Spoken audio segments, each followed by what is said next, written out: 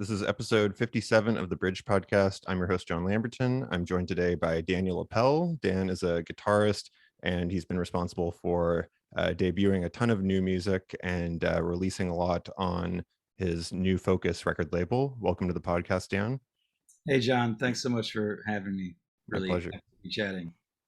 So I always start these conversations out with a kind of, I guess, like a personality test by just asking if you drink coffee, and if so, what are your coffee habits and what are your coffee preferences? Oh, I do drink coffee. I'm not really much of a connoisseur, to be honest. So I just have like a pretty standard drip coffee machine. Right now, I'm rocking like alternation between a Colombian blend and a French roast blend, and definitely been known to top off things with an espresso later in the afternoon if I'm running around and trying to, keep the caffeine energy level higher. Nice. Yeah. Do you have any preferences in terms of like cream, sugar, black? Oh, yeah. It's always non-dairy milks for me because I don't drink milk or eat dairy.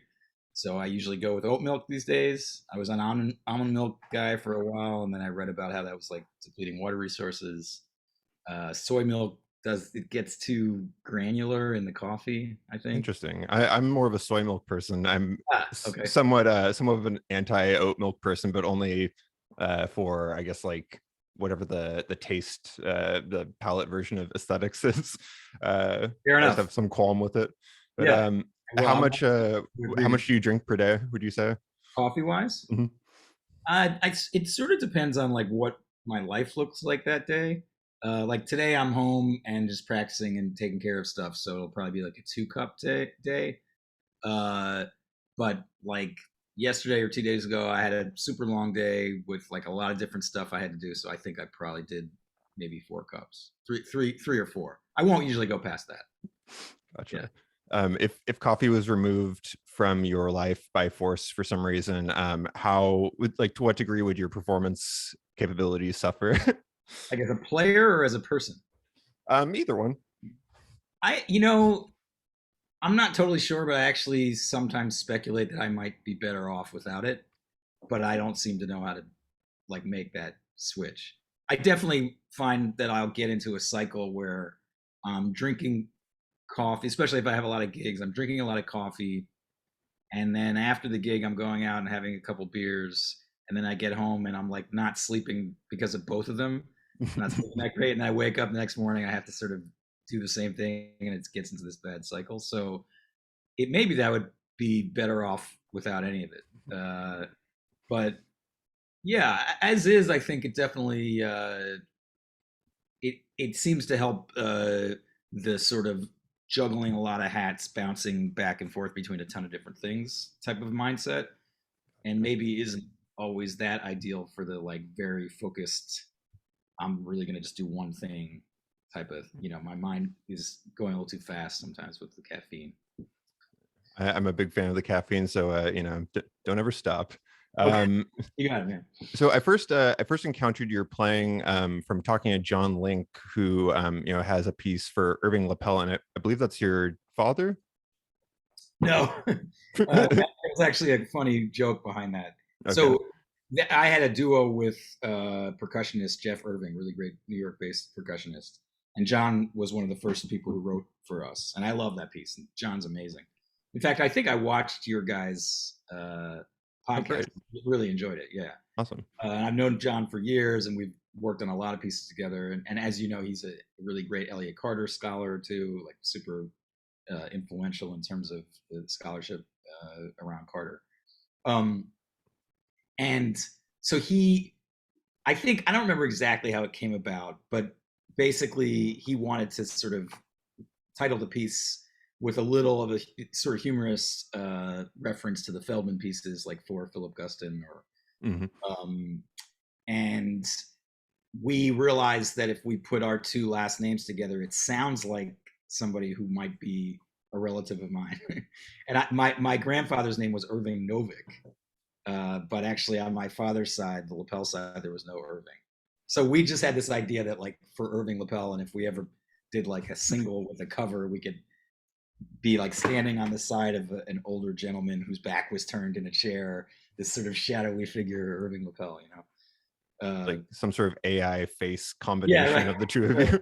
right. But he doesn't exist, actually. Irving, you heard it here first. Santa Claus and Irving Lippel aren't real. So, Well, I guess the other people that I've sort of encountered you through are Michael Kudirka and John Schneider, and then it yeah. seems like I see on Twitter Christian Carey Oh, yeah. mentioning that he's writing a piece for you, and so it's like you're around apparently, Yeah. and so I'm Can't get rid of me, I think.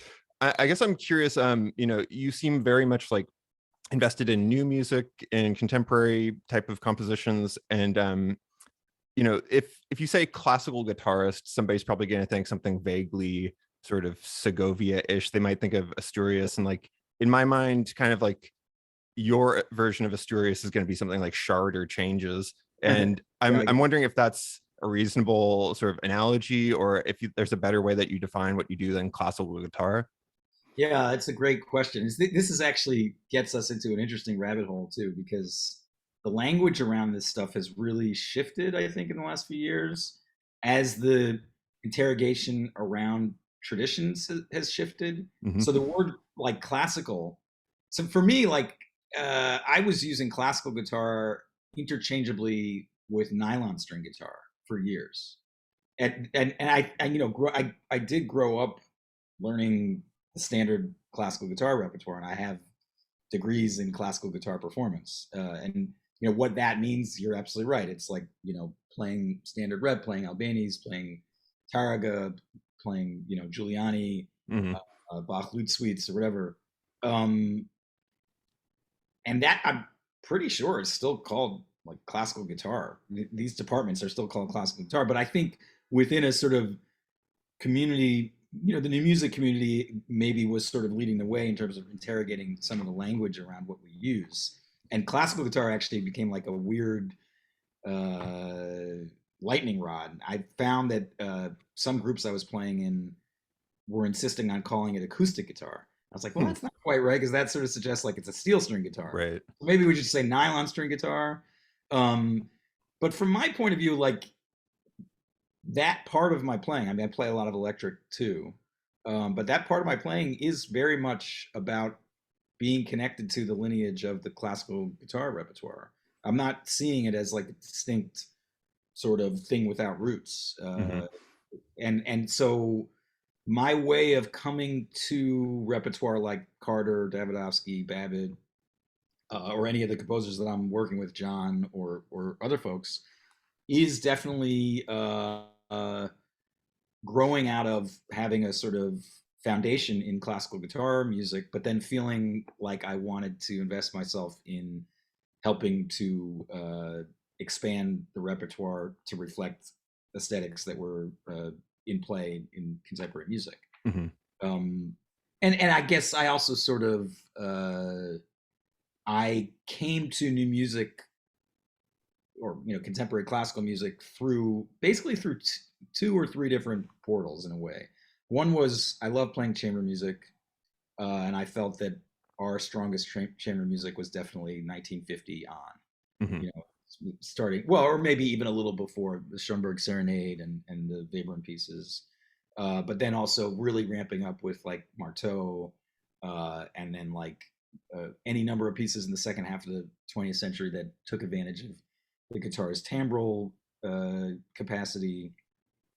So that would be one thing. Another thing is I think I've always sort of been attracted to aesthetic philosophy in general, Mm-hmm. and it seems like in the 20th century, aesthetic musical philosophy really sort of exploded in a way that if you look, previously in Western music at least, things were a bit more uniform in a given period as they evolved, but it wasn't as much a kind of thing like that you might find in the 70s or the 80s, where you had like all these different things going on at once. Mm-hmm.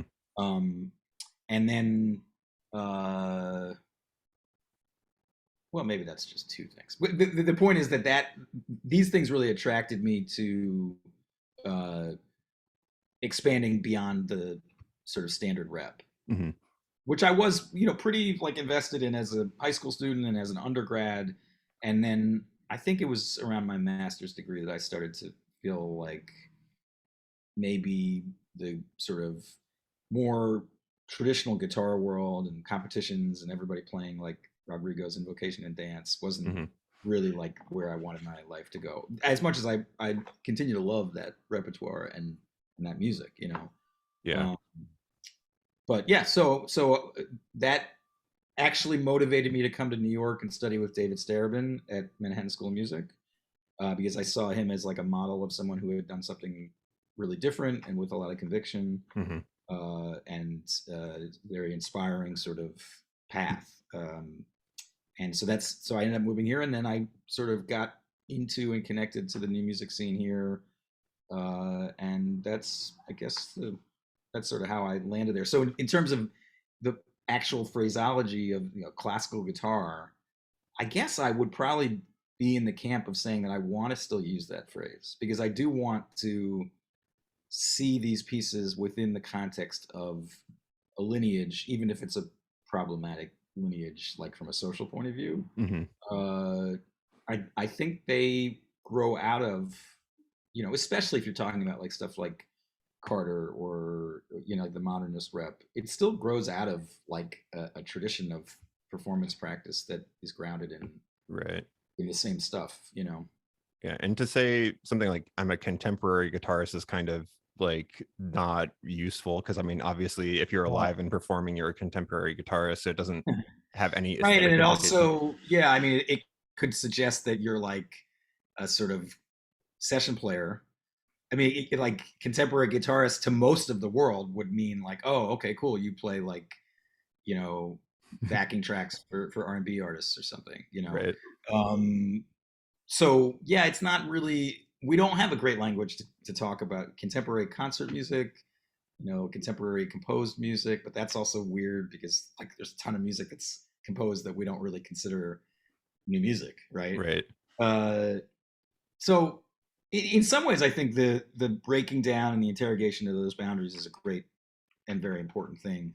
But when it sometimes it feels like it can jump the shark. If you're talking about like the instrument that I'm playing, that's always been called classical guitar, and then all of a sudden it can't be called classical guitar. I don't know. Well, it's probably cases to be made on both sides. Gotcha. So I mean, with new music, like Carter's Shard or Changes, those are both like very complex pieces that, like rhythmically, I remember picking them up way long ago when I was like not ready for them and just being like, this is too much. Right. And so it seems like there's this aesthetic tendency to go towards complexity and sort of like virtuosity, has always been around, but it seems like it's becoming increasingly cerebral. Like it's Mm. increasingly about how sort of like Ferneyhough is very like just like impossible to parse, it seems like, and I'm not sure how much of that's like actually difficult to coordinate versus just kind of cryptically or complicatedly written down. But I imagine that at some point this type of thing has to top out because humans have normal sort of human thresholds for what they are capable of. So Right. I mean, I was interested to see that a lot of the pieces that you play aren't actually like they're some of them will be very pretty or like, kind of not what you would expect of like the, just super dissonant, complicated music. So what are you looking for in new music? I mean, because I don't think that you're just looking for complexity or something that's complicated, right? Right. No, I'm not, obviously. Yeah, I mean, it's funny. I just had a conversation with a good friend of mine, Corey Smythe, an amazing pianist who we were on a gig together playing some of his music. And I play like a quarter tone tuned higher than the piano. And it's pretty complicated stuff. And we were sort of just talking about, in a way, like this question, are things going to top out? Or I think the way he put it is, are we past like the midpoint of what's possible in music, and we're going to find that eventually we just like run out of new things to do, or run out of things that are perceivable.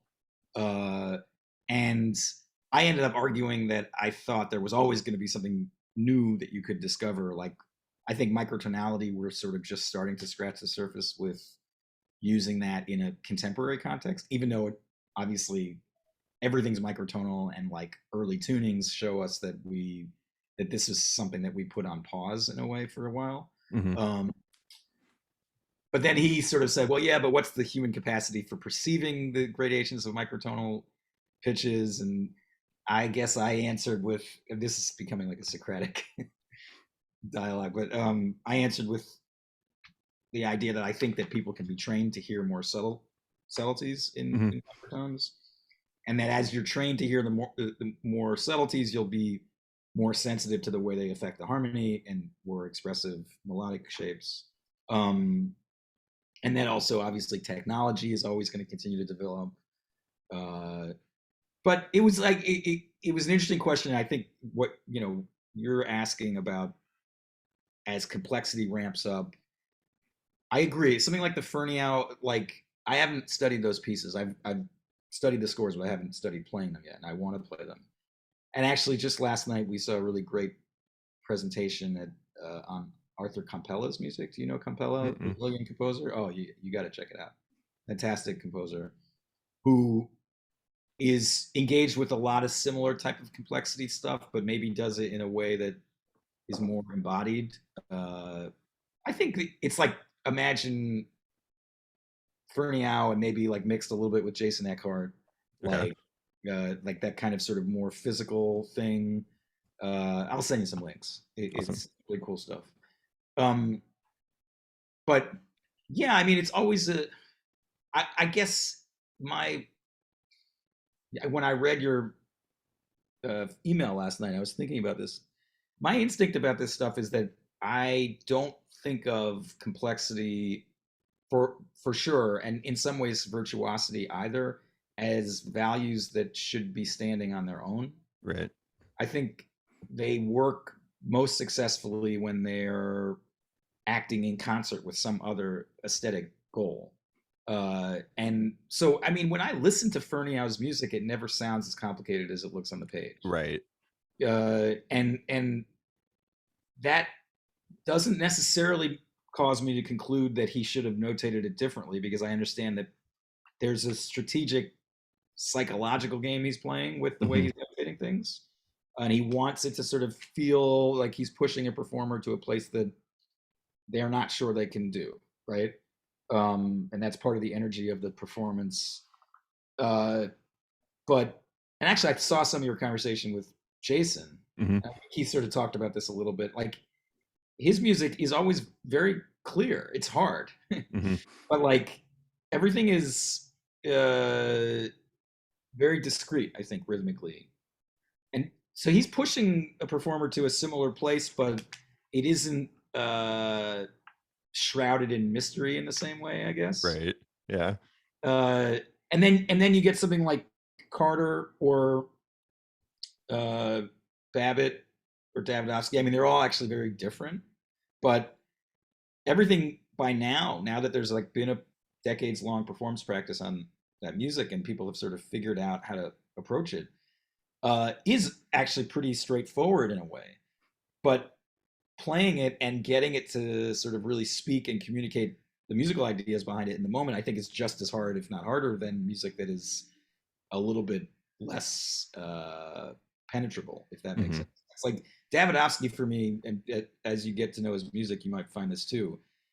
It's very transparent. It's like it feels, especially that piece Festino, it feels like Beethoven a little bit. Like, not that Interesting. I ever really played Beethoven, but people will know if you mess it up, even though they don't know, because there's something about the way that it's presented that it's clear what's going on.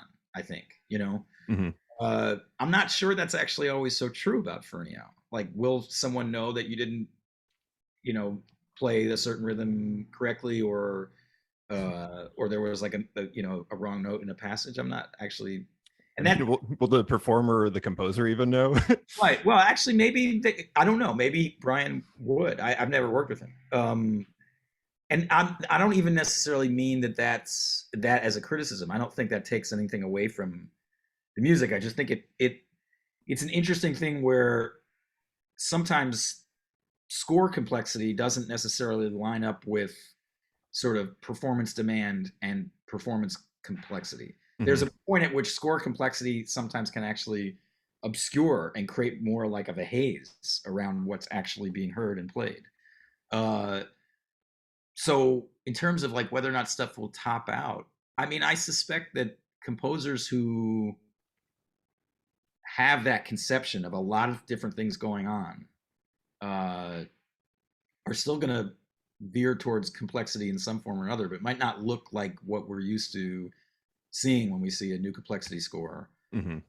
It might, I mean, you've got all these scores coming out of Europe for like electric guitar with like very elaborate effects setups, right?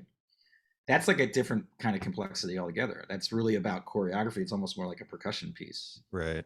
Uh, and sometimes the parts are also demanding, but sometimes they're not, or they're demanding in very idiosyncratic, quirky ways. And it's a totally different thing than something like Changes, which is just sort of like a ball buster piece. Hmm. Um, I don't, yeah, I'm not sure if I'm trying to remember your question. Oh, but you asked also about like, you should interrupt me at any time because I could just like For keep sure. talking, obviously. Well, I guess I was looking up the term progress because I think that a lot of people who do contemporary music in the background, they're sort of thinking like, oh yeah, I'm doing something progressive. And like, there's like almost like a sort of way that this is like politics where it's like, what is progressiveness? Like, that's like kind of a slippery thing. But I basically I'm wondering what is progress in music because that's maybe Yeah, like a bold thing to be pursuing as a composer. yeah, right. But also like sort of in your repertoire, I'm curious if you feel like there's anything that gets a lot of bang for buck in terms of difficulty. I guess it's two questions, but what is challenging and what do you feel like is more sort of like for the amount of challenge that goes into it has a good outcome? Yeah. No, it's a great question. I mean, I'm going to address the first part of your question first, like the thing about progress. Hmm. And I think about this a lot. Like, again, I guess I just think it's sort of a balance. Like, sometimes I feel like, well, maybe we should all be a little less self conscious about doing something we think represents progress and just Hmm. make the music that comes out of us and trust that as a sort of unique individual in this time period of time with the influences we've absorbed, it will either be progress or not, or it will either be innovative or not.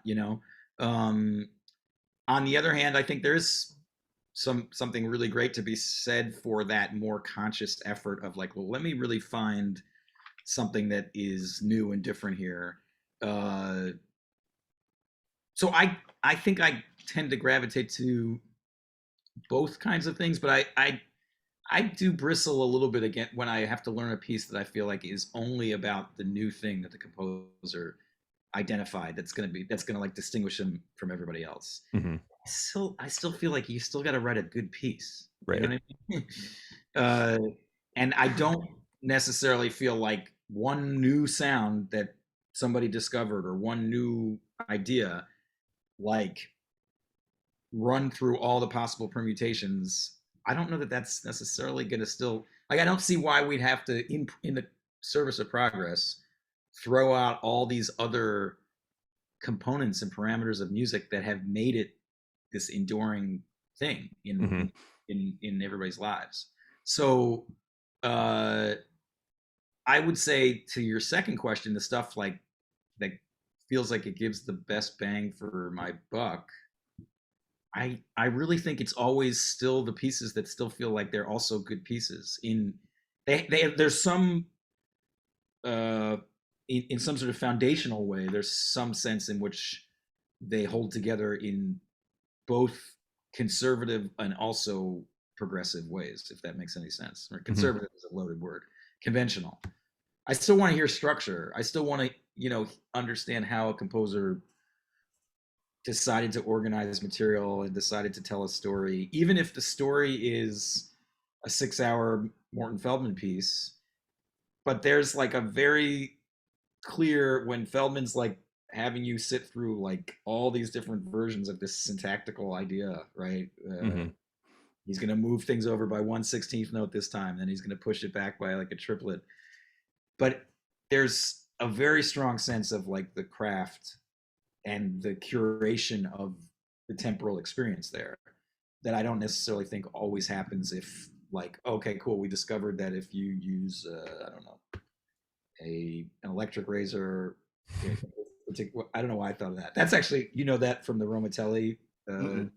Oh, Fausto Romatelli has a great piece called Trash TV Trance for electric guitar and effects.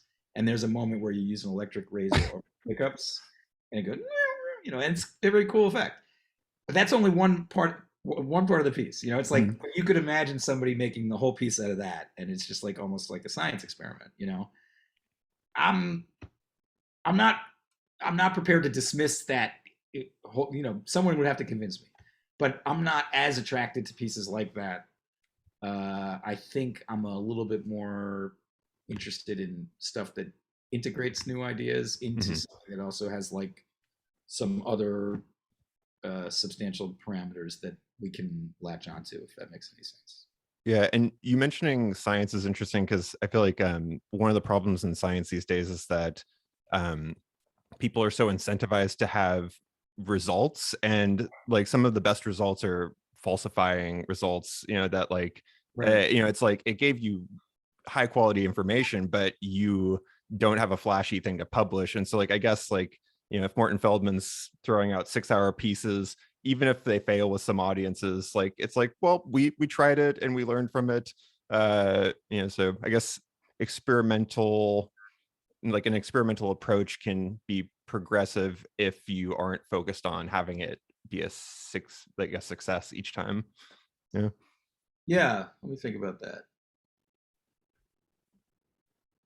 Yes, I definitely agree with that. And I think part of what I mean, I think yeah, we're sort of stumbling on maybe an important thing, which is, and this sort of goes back to Babbitt in a way, and like his advocacy for composition as like a research uh, sort of topic or some, you know, which obviously like has been amazing in a lot of ways for the art of composition in the United States. That the home for sort of avant-garde composition ought to be in a research university, right?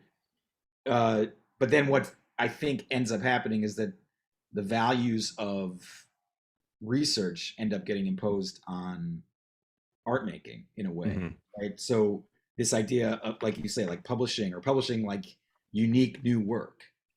So you have to find something that is nobody's published before, like you would with, you know, a scientist isn't going to come along and do an experiment that there's already a paper for Mhm. and be like, hey, look at what I did, you know? Right. So that value can get exported to music, but it's like a little bit of an awkward fit in music because, of course, we have whole eras of music where people were doing the same thing as somebody else. Right. And in some senses, like in some capacities, very successfully.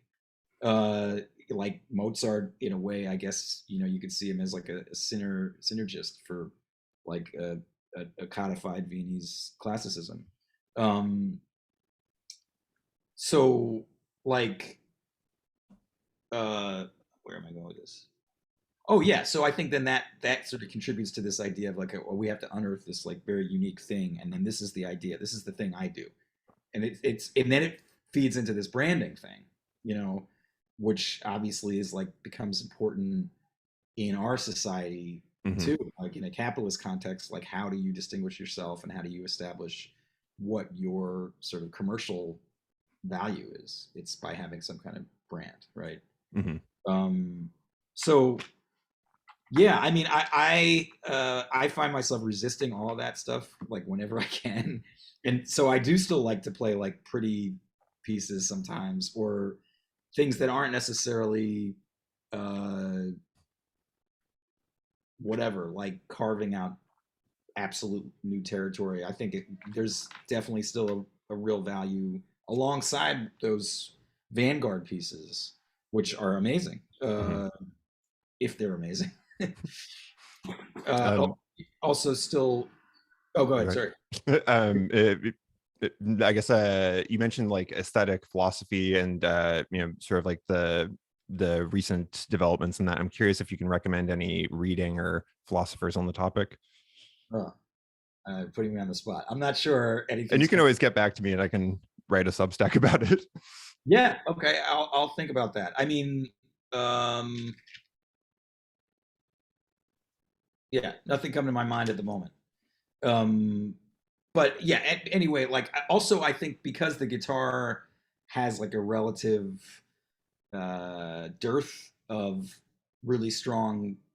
I mean, that's not fair to say. We have a ton of amazing contemporary rep, but compared to other instruments like the piano or whatever, Hmm. or rep in general, uh, it seems to me that like it would be counterproductive to say, oh well, I'm only going to play. I mean, some players do this, and I respect the choice, but to say like, well, I'm only going to play stuff that's like the most hardcore experimental, because everything else is sort of pointless. It's not as progressive. Well, I don't know. I mean, but there's still a place for a piece that is a little bit more conventional, if it's really well written, or maybe somewhere in the middle of that continuum.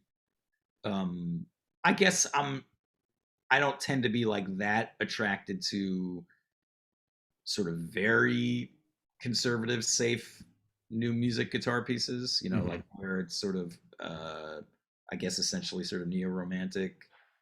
But if the piece is really great, I mean, I don't know, why not? Right.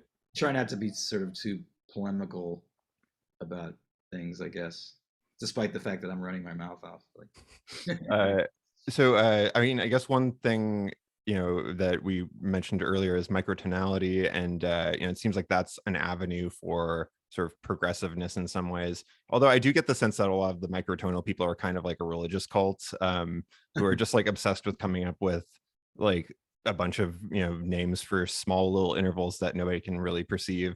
But yeah, I know that you have a microtone guitar, from our mutual friend Michael Kudirka, yeah, and I'd be curious to hear about how that's been going, what fretboards you've been using, and how that would play into commissioning pieces. Like, yeah. if you are incentivized to commission for that or to not commission for that, because I sort of mentioned to you in the email about like microtonal sunk costs, and Yeah, of like course. I'm personally committed to 12 tones.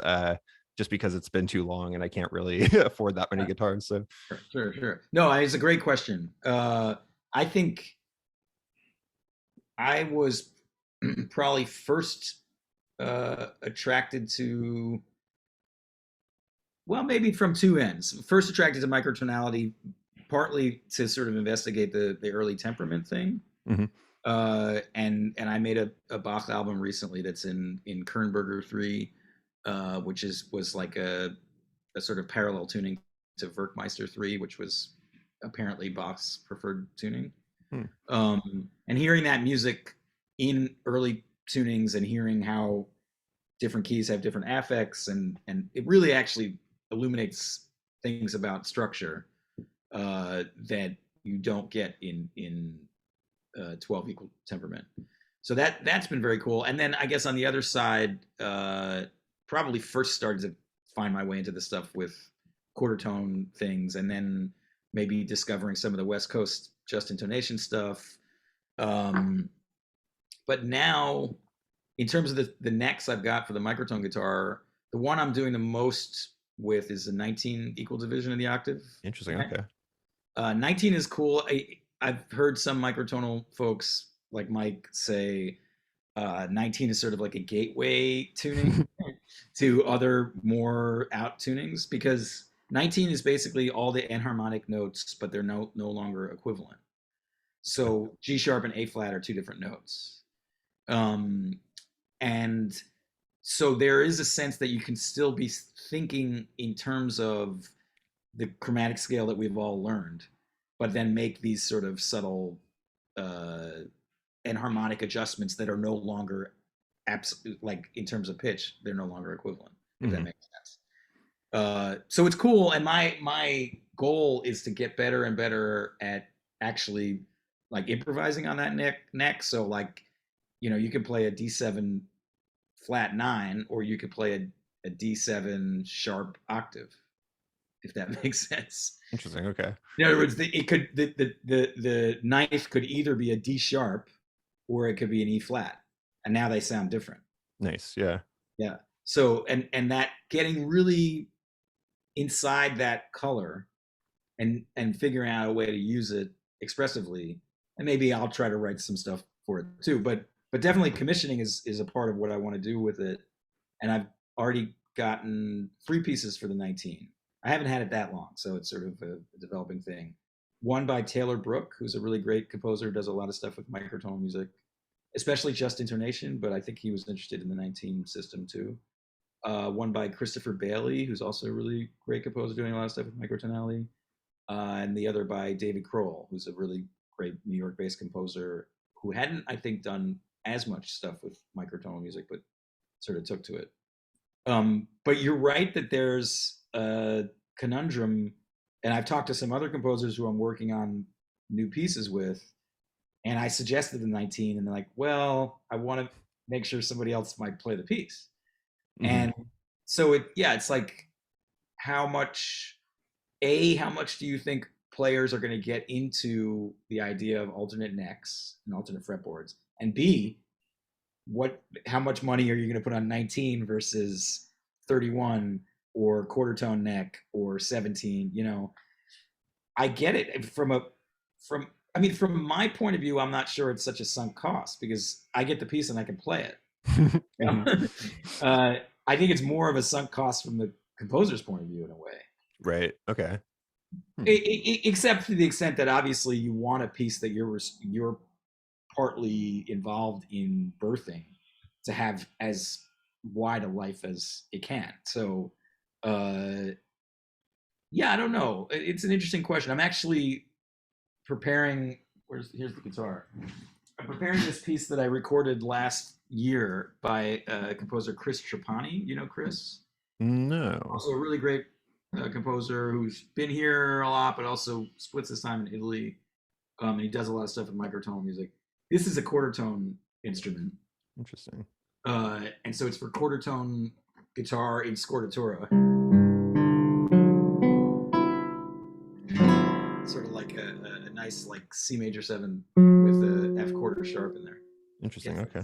The 11's partial, but not exactly. It's a little, but whatever.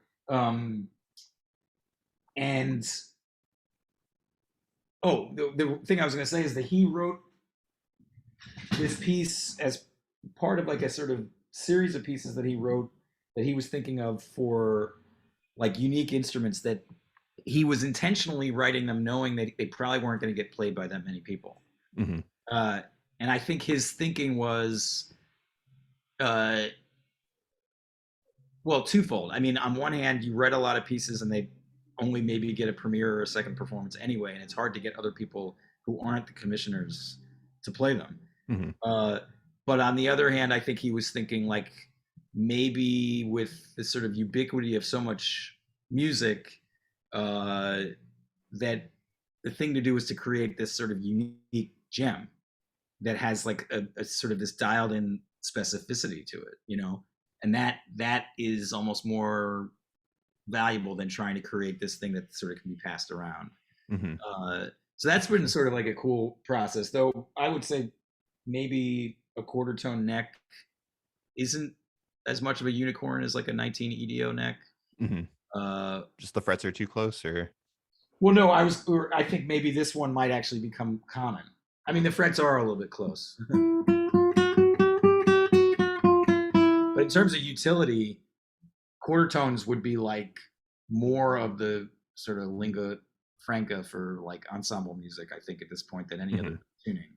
At this, by now it's like I think most new music players would see quarter tones and not really flinch for the most part, unless it was like a super complex passage. So it seems to me that if there's any neck that's going to become more common in the next several years, 24 might be the best bet. But it's hard to say, because also I could see the just intonation necks sort of, and John Schneider's been doing stuff with especially the just intonation necks for years, the Parch tunings, and he's like a real pioneer with all of this. Yeah, that weird National Steel 11 limit thing. Yeah, I guess that's is that the Harrison? I think tuning? so. Yeah. That sounds amazing.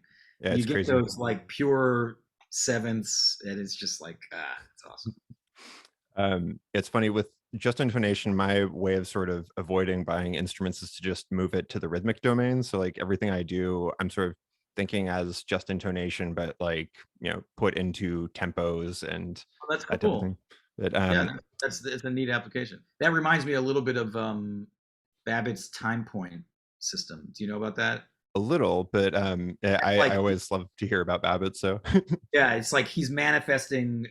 I'm not an expert on this, and I have to reference Michael Keane, who's another really great composer who I've worked with a lot, who tried to help me understand it. I think I lost him somewhere along the line. But as I understand it, Babbitt is manifesting his the lines and arrays of his matrix, his row matrix, onto sort of a rhythmic, sort of an independent rhythmic matrix, I guess, basically, and organizing. I'm not sure he, at least in composition for guitar, right? Mhm. PC wrote for David Stervin. There's one particular passage in there that's like very clearly oriented around a time point system where he like manifested the row onto the rhythmic durations. Interesting. Cool, I'll have yeah, to zoom in on it. yeah, Um, I guess thinking about the Davidovsky piece, I've been really interested in this idea of like a hyper instrument, yeah, and I'm not sure if you're familiar. Like I've seen that you've done things with George Lewis, who his Voyager system might sure, sort of be considered a hyper instrument. yeah. Um, I'm curious if there are other people in that realm that you're interested in, like sort of like you. I guess like there was a quote in there from Davidovsky about like reconciling the musician with technology, and I think that's kind of interesting. So like, is that another avenue besides microtonality, like sort of augmenting the instrument? Yeah, definitely. I mean, uh, the prospect of using either fixed media or live electronics to sort of like create this bigger guitar, or that Davidovsky would always call it like a big guitar or a hybrid guitar, uh, is great. I mean, for one thing, again, if I'm thinking in terms of the sort of standard classical guitar experience, when I have done concerts and I'm adding that element, like I play the synchronisms, it's like just totally changes the sonic game, Hmm. and it's great. And it's really, in fact, in that particular piece, there's this. It depends on how you list it in the program. If you don't mention that it's synchronisms number 10 for guitar and electronic sounds, and somehow people don't necessarily realize it's an electronic piece. I guess this is all like a lot of ifs. It's an amazing moment after 4.5 minutes when the electronics like creep in, Right.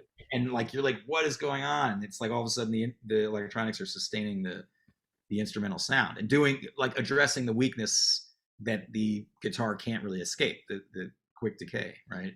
Hmm. Um, so definitely for me, it's like I love playing stuff with electronics, and I think it adds in a solo recital. It adds like an amazing element, and in the context of more like sort of mixed chamber music concerts, doing electronics, I think it helps to put guitar more on an equal footing in a way with other instruments. Hmm. You almost will always amplify the instrument if you're playing with electronics, so then you're sort of bringing it up to a certain kind of like sonic experience that puts it on par. Um, I've done plenty of stuff with both live electronics and fixed media. Fixed media for me feels more like I'm learning a chamber piece, I guess, in a way. Hmm. You're really learning the tape part. You're trying to respond to it, and then even though the tape part is fixed, because you're a different person every time you play it, it will feel like the tape part is animated in a way. Interesting. Sometimes it'll feel like the tape part is dragging if you're really amped up. Sometimes it'll feel like it's rushing, because every situation is different, every hall is different. Maybe you didn't have as much caffeine that day or whatever, Hmm. so there's a dynamic relationship that happens.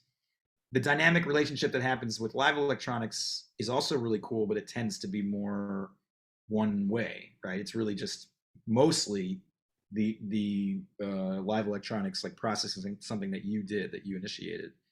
Though I guess I've done pieces where uh, the patch was designed in a way that was a little bit more like it created some kind of feedback loop with what I was doing. Hmm. Uh, Trying to think. Well, there's this Dai Fujikura piece that I recorded and premiered Sparking Orbit. Do you know Dai's music?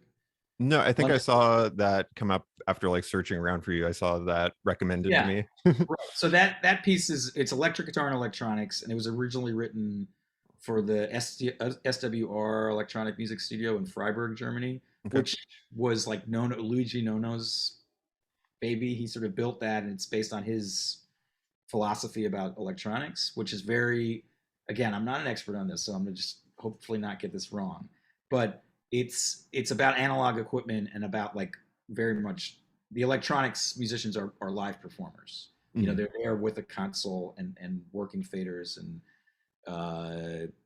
manipulating these conduction reverbs and stuff like that. And that was a very cool experience because the piece has this big long section at the end of it where these delays and conduction reverbs are sort of flying around the room, and I have to keep on feeding them material. Otherwise, if I stop playing, the whole thing sort of grinds to a stop, right? Huh. And Dai did an interesting thing. The piece starts in a very sort of responsorial way. I play a phrase, then you hear the electronics tail afterwards. But by the end, I'm playing the whole time, and the electronics sort of take on a life of their own, and I'm actually a prisoner to them. Instead of like the one who's leading, I can't stop playing. Stop, the piece stops, right? So it's a pretty cool thing. But then we ended up, because we couldn't fly those guys around the world every time we wanted to play the piece, he did a capture of their audio. And so I now play that piece as a fixed media piece. Interesting. And I don't need to play that part the whole time. And so he wrote additional material like that I play over the top of it, sort of like rock oriented soloistic material. So the piece is sort of like taken on a different life that really revolves around the different types of performance requirements of fixed media versus electronic versus live electronics. Interesting. But yeah, I mean, in a more general sense, I do think that's a really great arena, especially when, I mean, Davidovsky is such a great model because he was always very adamant about, he didn't want the technology to sort of step out in front of the performer or the sort of craft of still writing like a sort of cohesive, compelling piece. Mm-hmm. So that's partly why he always wrote electric acoustic stuff and he didn't write purely electronic music. And then at the end of his life, he pretty much stopped writing electronic music, and because he felt like he had learned a lot from writing electronics, and now performers were able to do a lot of what he wanted to do. Interesting. So the piece Festino that I mentioned has a sort of electronic music quality to it, but it's all acoustic. It's like he took some of those analogs that he discovered in writing electronic music and he figured out a way to write them for a quartet of acoustic instruments. It's pretty wild. Interesting. That's very cool. Yeah. I'm realizing that we're up at like an hour-ish. Are you okay with going a little bit longer? Yeah, totally fine. Cool. Yeah. But anyway, like the reason I mention him because I think for me, like the Synchronisms series really framed my understanding of a sort of ideal of electroacoustic playing.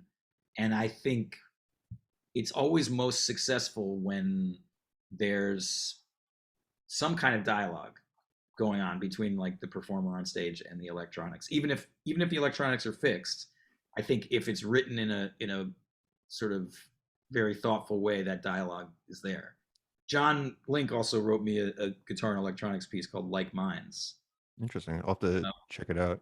Yeah, it's on one of my records. And that's a really cool piece that sort of tweaks the idea, like it really obscures. So it's all recordings of me playing, and it still sounds like a guitar most of the time. And then there's a few moments where you're like, wait, it's doing something that's not really possible on one guitar. But there's a lot of the piece where you really don't know who's playing what. And so yeah, it's like a pun in a way. Like we're like minds, of course, because it's me playing on the recording and I'm playing with myself. But also, well, I don't know. Maybe he was thinking we have like, I'm not sure exactly. There's a lot of levels to the punnery. But Interesting. I feel like I didn't get this this insider sense of John when I talked to him, like in terms of his humor or his sort of like putting puns in there. yeah. But it's very dry. very Midwestern, dry Midwestern humor. That's John. I'd be curious to talk a little bit about sort of like nitty gritty, performance stuff. Because like when I looked at your website, there's a list of your repertoire. It's on a spreadsheet that's like 4 pages, and so like Oh. for me, I'm just like, holy shit, that's a lot of material. And I'm curious how you digest all of that and assimilate it, or like what your sort of strategy is for preparing it, because I assume it's not just go to the practice room and come out of the practice room when you're done. Like, uh, I don't. Yeah, I don't know. I wish I could say that I have a sort of really methodical approach to. I think a lot of times I'm just sort of like, well, okay, what's the next thing right in front of my face, and what do I have to do to get something learned? But obviously, uh, solo repertoire has like different kinds of demands than chamber stuff. Uh, one is not necessarily like easier or less demanding than another, but since a lot of what I do is chamber music, I'm often really approaching it from the point of view of like, okay, what can I anticipate is going to happen at what point in the piece, and what do I need to be doing at that moment, and how can I sort of understand how my part fits into the whole, and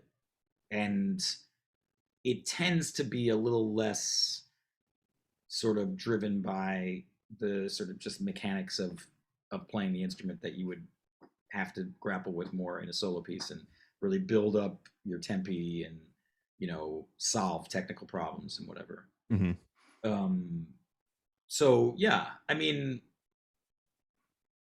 ideally with solo rep, I try to get it so like once I've learned it, I can touch on it every once in a while, circle back to it, so there's a sort of maintenance thing that's going on. And then if I have a chance to play it again, then it's still sort of in my fingers. But honestly, a lot of pieces have probably fallen out, and I would have to sort of regurgitate them Mm-hmm. in a way. Yeah.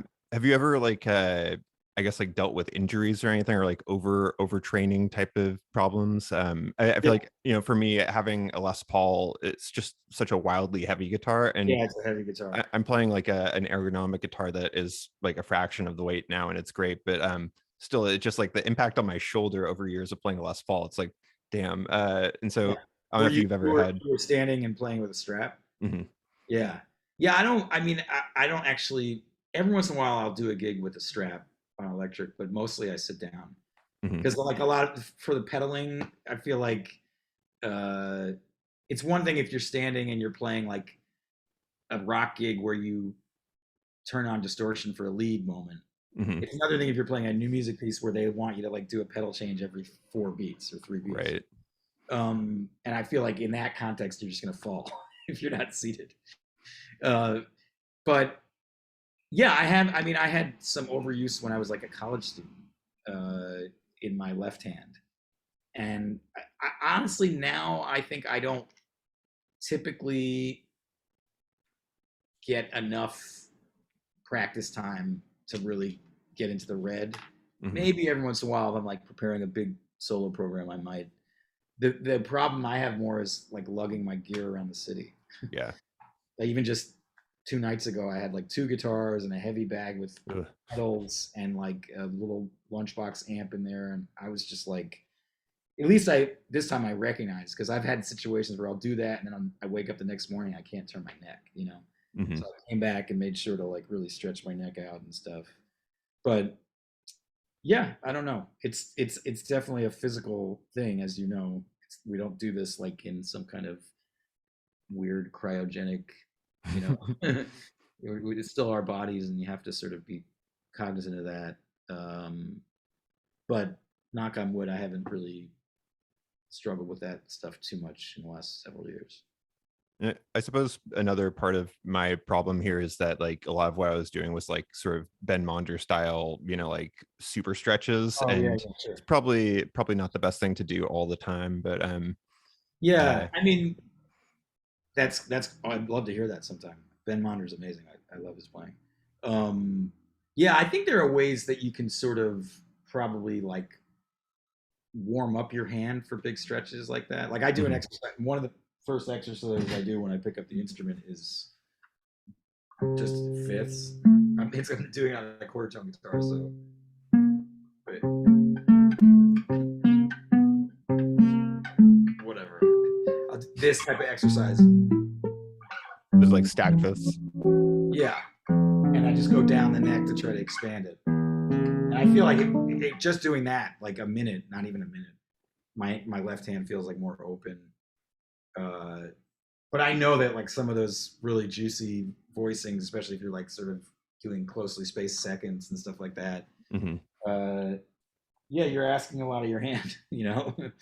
There's not really any way around it. Excuse me. I don't know if you've been following the sort of like chess drama lately. Yeah, I noticed you said that in the email. I was like, I don't know anything about what he's talking about. Well, I mean, basically, like, there was like this championship game, and the current grandmaster or whatever, like the current champion of the world, accused his opponent of cheating, and everybody's trying to figure out how he would have cheated. Yeah. And so, like, I guess the way that people do that is they bring like a little transmitter in their shoe, and somebody externally runs like an AI and will give them the answers. But Right. I guess like I've sort of been intrigued by this idea of like an ELO score in chess, which I guess is also in sports. And because music isn't a sport, we don't really like seem to engage with it this way, where it's like, here are my stats on like my performance accuracy or something like that. Like you can't really cheat at music because it's an art. But I mean, I Yeah. guess I'm curious, like how you would assess the capabilities of contemporary musicians who are like, I spoke with Lewis Nielsen, and he mentioned that he saw this like performance of a Boulez piece, and he was just like, they were not getting it right. And knowing how complex some of this stuff is, there has to be a lot that's not being played correctly, right? Oh, sure. Yeah. I mean, this is, yeah. And I think it changes over time. Like, and it's not necessarily fair. So, for instance, so I run New Focus Recordings, right? And we're putting out a record of Babbitt songs for high voice and piano. And a lot of that music was recorded back in Babbitt's time. And they're great iconic recordings, but if you really look at the score, you're like, okay, yeah, these aren't maybe like as fidelity isn't quite there, and or even sort of to the next level as I've been working with this violinist who does a lot of recording, Eric Carlson, who's out at UCSD. Okay. And he has a series of Babbitt recordings that he's doing that are extremely heavily edited. So basically his process is to record rest to rest. And Whoa. then you just record everything in between a rest. And then you try to like really get all the dynamics and articulations exactly right. Which in Babbitt is like, in the context of a performance, I mean, it's a striver thing. I mean, you do your best, but there's definitely a lot of markings in that music that are extremely hard to really get, like a fortissimo followed by a pianissimo with a pizz on the, whatever. But in this context, Eric is able to deliver these recordings that are almost sound like computer music. And so the question then becomes like, is that cheating? Mm-hmm. Or maybe if it is cheating, is that bad? I mean, we're getting a chance to hear what Babbitt conceived in his mind, even if it's not actually possible to really play it like that in real life. But it would shape interpreters' sort of ideal of what they were going for, and all of a sudden you might hear things in the music that you wouldn't have heard before because of this sort of like micro editing process. So where was I going with this? Oh, you were saying like Nielsen had that experience with the Boulez performance. I mean, I think probably as time goes by, like scores that strike people as like super impossible and unrealistic, over time people develop a performance. The same happened with Tchaikovsky violin concerto, right? Or Strauss. Though the story with Strauss apparently is that like at some point people were playing Don Juan too cleanly and he was upset. The whole point was that it was sort of like this big bravura gesture, and then all of a sudden it sounded like everybody was nailing it, right? But Yeah, I mean, I think it's definitely an interesting question, and because I do a lot of recording, I feel like I do run up against this feeling of like both in myself, like auditing myself, what is the appropriate line for making something definitive in the studio, uh, and at what point does it become sort of almost weirdly unethical if you're creating a recording that isn't even possible to play? Hmm. You know, I think that's probably I mean, I have no qualms about doing plenty of, to me, it seems like a different art form. You know, it's like sculpting versus Right. theater, you know. Yeah. Uh, and I also don't really believe that it's possible to make a great recording of something you can't actually play. Uh, like it is if it's electronic music, but you have to, I don't know, you have to bring that sense of like what your interpretation is and what it is to play that piece to the process of recording it in order to make it like a really compelling recording of an acoustic piece of music, I think.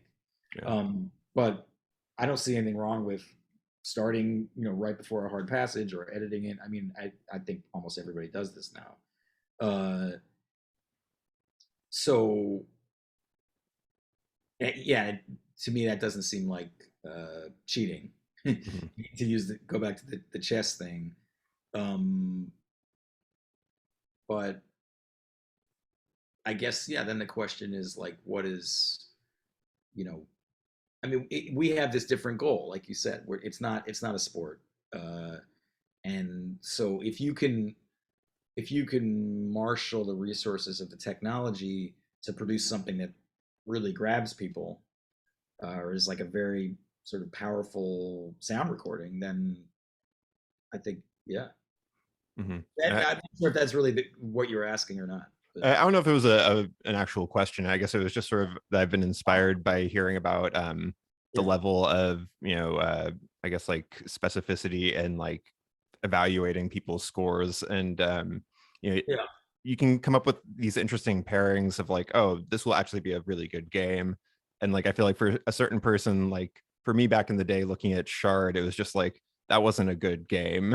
I wasn't ready for it. And so it would be interesting if there was like a quantitative sort of approach in music that would allow for this. But I mean, then again, with the Babbitt thing on violin, it's like I'm sure that that has plenty of audible sweat in it, if you will. Like it's not an easy procedure to record those passages, I'm sure. Oh no, I mean I did now I guess three pieces with guitar, the composition for guitar and the duo, uh, and no, it was not easy. Like because you get further and further or closer and closer to these very detailed passages, and you sort of hear all this discrepancies, or oh that wasn't really a mezzo forte, that was more like a mezzo piano, and then you sort of have to. So yeah, I mean, everything has its virtuosity in a way. Hmm. Even when you play like Vondelweiser music, and it's like you're sitting there for 3 hours playing the same note over and over again, you sort of zoom in, and it's like, okay, the delicacy of exactly the timbre of that note. Uh, so yeah, I don't know, but in terms of like yeah, what's actually getting played out there, and like in performances, absolutely, there's a whole range of stuff that will be unbelievably faithful to the score. You hear performances sometimes of pieces that you don't really think are even possible to play live, and you're like, wow, that was just phenomenal. To like stuff that is definitely more sort of gestalted or whatever and phoned in, Hmm. um, and sometimes can still be compelling in some way as performance, but maybe is not definitive. Hmm. Uh, I don't know. Yeah, I mean, it gets in a way, it gets back to what you were talking about like does this stuff top out in terms Hmm. of complexity and uh, I guess I feel, at least for me, when I get up to play a piece, I can't really be thinking of it like it's like a gymnastics routine. Hmm. Am I gonna like if everything is basically hinging on whether or not you're gonna like land the triple flip or like or the skating routine or whatever, then I think there's something wrong then. Like there's, I mean, obviously you want to land the triple flip or the triple sow cow, you know, but like there should be some kind of uh, infrastructure or skeleton to the performance and the interpretation that makes it so that the audience will still get the point of the piece, even if you don't land that move, you know. I guess this makes me also realize that like there isn't really like an endurance sort of focused aesthetic in music, like and that reminds me that Ben Monder has attempted multiple times to practice for 24 hours, Wow. and he's always, I guess, like, you know, failed at about 20 hours, but it's All a right. kind of funny thing to do. The last thing It's though. not true that there isn't an endurance. I mean, there are pieces that are about. Well, I mean, the Feldman stuff is about sort of mental endurance, Right. right? And physical in a way. You got to sit there, and I mean, I've asked people, how do you like not go to the bathroom? It's 6 hours is a long time to play. Yeah, But then true. there's a piece by Drew Baker, piano piece. I'm forgetting the name. It's on New Focus. Stress position, I think Hmm.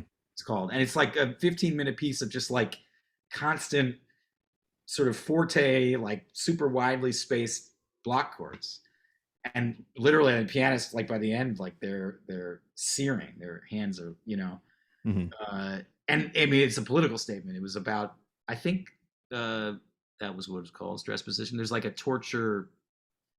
He wrote it during the Bush administration. There's a Hmm. torture technique that is called that. It's basically, yeah, stress position. That's what it is. Interesting. So I think there are. I mean, I feel like I've also played some pieces, minimalist stuff, maybe. Michael Gordon, I feel like, has some music that's like pretty brutally for a long time. You know, you Hmm. really have to sort. It's, I guess, well, it's like a little like playing metal. You have to sort of, if you were just sort of having to do like like for like an hour, you Yeah, know, that's I gonna guess hurt. It's gonna hurt. it's funny thinking about metal's like relationship with the downstroke is kind of, I feel like, almost like the flamenco thumb thing, you know, Oh it's yeah, like this weirdly flexed muscle. yeah, that's the um point. Yeah, yeah. I guess the last thing I'll sort of ask about is basically like the challenges of writing for guitar, and as somebody who commissions a lot of guitar music, you know, are you looking for non-guitarists specifically because it has that weird sort of element of the person finding new ways to relate Yeah, to it, or yeah, and yeah, also how does the electric guitar fit into this, and yeah, you know, that sort of like development of new repertoire? yeah. No, it's a great question. I think I have uh, pretty often gravitated towards non-guitarist composers for exactly the reason you say.